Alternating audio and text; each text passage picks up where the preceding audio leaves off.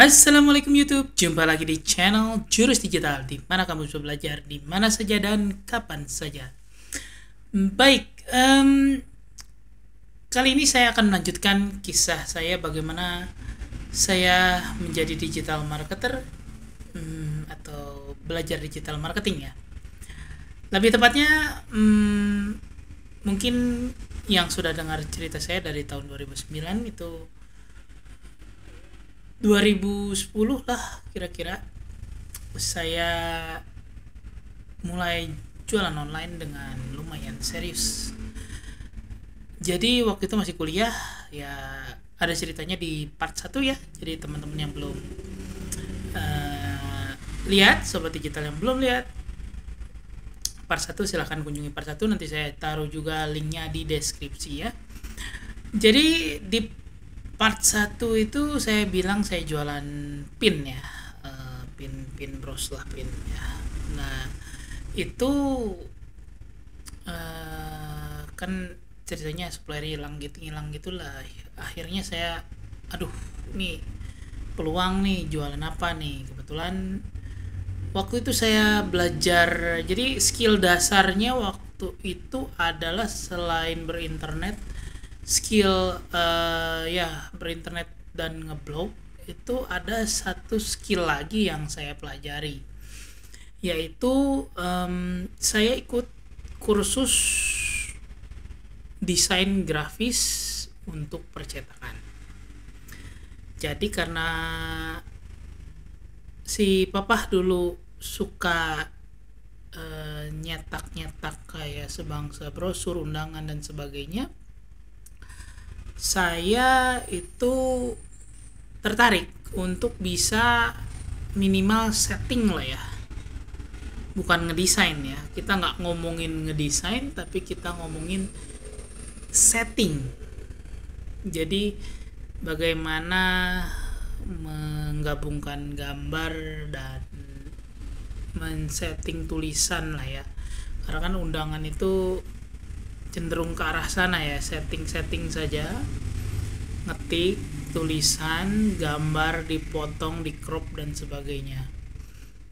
Yang sulit itu adalah proses mencetaknya. Dan pada saat itu setelah selesai saya kursus, yang kalau dulu tuh nungguin kursus selama 3 bulan untuk nyari orang dulu ya,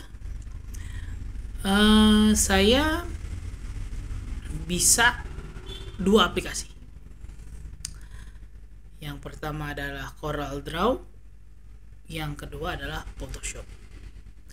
Jadi CorelDRAW dan Photoshop ini basic skill saya di awal saya sebelum jualan online gitu ya. Nah, saya kursus itu saya bisa ngedit foto. Ada suara motor, maaf ya. Saya bisa edit foto. Akhirnya saya mulai mencoba untuk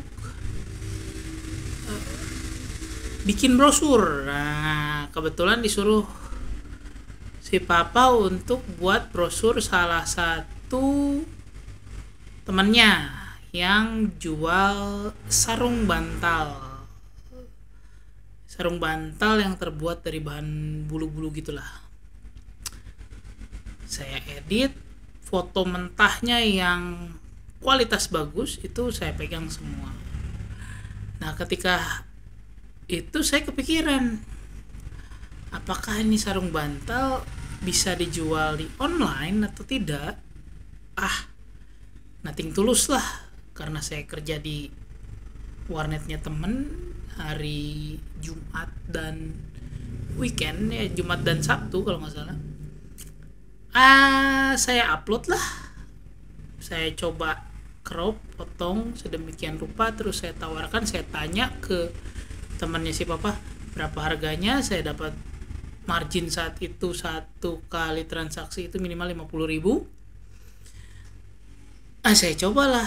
Saya coba masukin ke blog jualan, terus pasang foto, kasih harga, kasih deskripsi, keterangan biasa. Dan ternyata saya kasih telepon dulu, zaman dulu masih Asia ya, saya nggak mau pakai nomor telepon utama jadi saya pakai Asia. Kebetulan saya punya nomor Asia. Ternyata ada yang nge-SMS, ada yang bertanya, ibu-ibu lah tentunya, karena ini pangsa pasarnya memang ibu-ibu. Saya nggak menyangka bahwa saat itu 2010 ada ibu-ibu yang bertransaksi online, cari barang, lihat di online. Jadi kan belum ada yang namanya marketplace, baru ada dulu tuh Toko Bagus. Jadi sekarang kan OLX, dulu tuh namanya Toko Bagus. Dia ternyata saya lihat di zaman dulu orang nggak tahu bedanya antara website dan blog tuh, nggak ada yang tahu. Saya lihat di website ini jual sarung bantal, saya minta kirim. Yang jelas awal-awal itu nggak ada Pulau Jawa ya, biasanya di luar Pulau Jawa orderannya, jadi nggak ada Pulau Jawa gitu, luar Pulau Jawa. Terus saat itu yang masih bisa kita cek harganya gitu, kasih tahu kemana.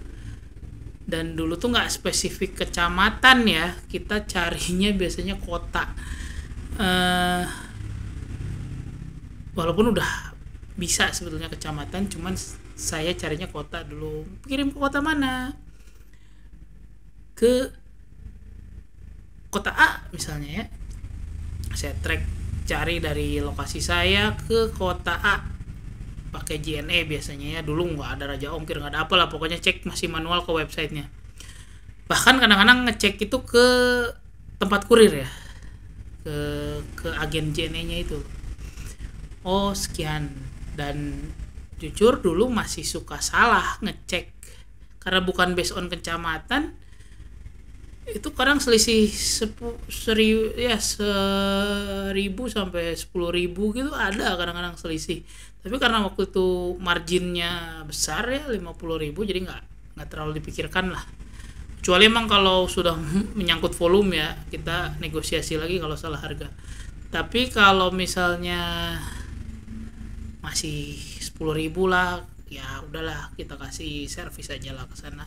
Kita kan udah perjanjian, misalnya harga barang 125, terus ongkos kirim 20.000 ya jadi 145, ya sudah. Itu kan sudah deal, antara penjual dan pembeli, ya sudah selesai ya. Saya merasa itu amanah. Ya sudah, saya kirim. Transaksi pertama itu berhasil dan ternyata pelanggan puas. Wah, seneng dong, mahasiswa bisa jualan margin 50.000, sedangkan jajan saya aja seminggu 50.000 gitu waktu itu. Wah, dapat uang 50.000 cuman pergi ke Pasar Baru gitu. Pasar Baru ke kenalannya papa, ngambil barang, istilahnya gini, duit sudah saya terima, ongkos diongkosin, belanja dibelanjain. Jadi kan waktu itu sistemnya tetap ya, kirim dulu uang ke penjual nyari barang, bisa seperti itu, cari barang, penjual packing, penjual kirim, selesai transaksi ya.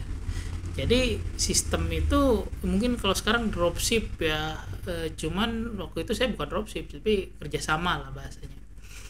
Jadi bisa ambil gitu. Bahkan zaman dulu tuh bisa ambil bayarnya belakangan. Itu yang lebih bagus ya, itu yang lebih halal. Tapi kalau yang saya lakukan masih dua transaksi,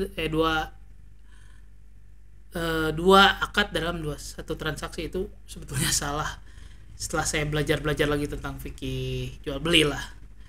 Nah, jadi si transaksi itu orang lihat di blog saya, lalu dia kontak saya lewat telepon atau lewat, dulu kan masih ke telepon. Dan nah ketika lewat telepon itu saya paling nggak mau, dulu kan nggak zaman WhatsApp ya. Kalau pas di telepon saya bilang transaksinya lewat SMS aja ya, karena biar detailnya jelas. biar ada track recordnya. Waktu dulu SMS tuh ada track recordnya, jadi dia mau pesan apa, saya bilang sekian dengan pesanan yang Anda bikin, jadi kayak invoice lah bahasanya. Lalu dia transfer ke saya cek lewat, zaman dulu belum mobile banking, saya juga nggak pakai SMS banking, saya cek ke ATM. Wah, masih inilah, masih sangat purbakala. Walaupun udah SMS banking gitu nggak pernah pakai. Kalau saya lupa udah internet banking atau belum.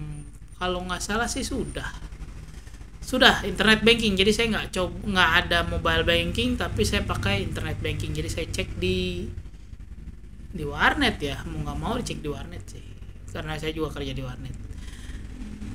Wah, seneng banget lah. Di situ masih belum tahu digital marketing.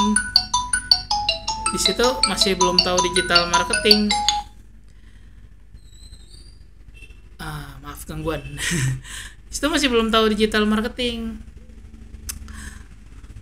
Akhirnya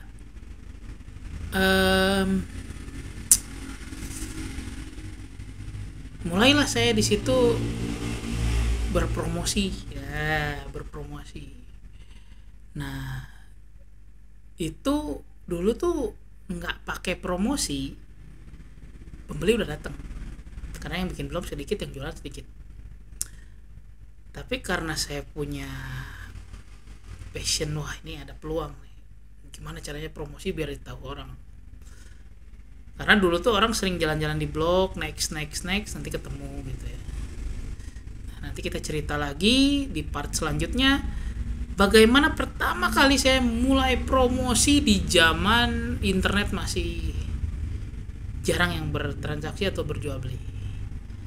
Ya, mungkin sekarang sampai sini dulu. Jangan lupa subscribe, jadi tahu kelanjutan ceritanya. Sampai jumpa lagi. Assalamualaikum warahmatullahi wabarakatuh.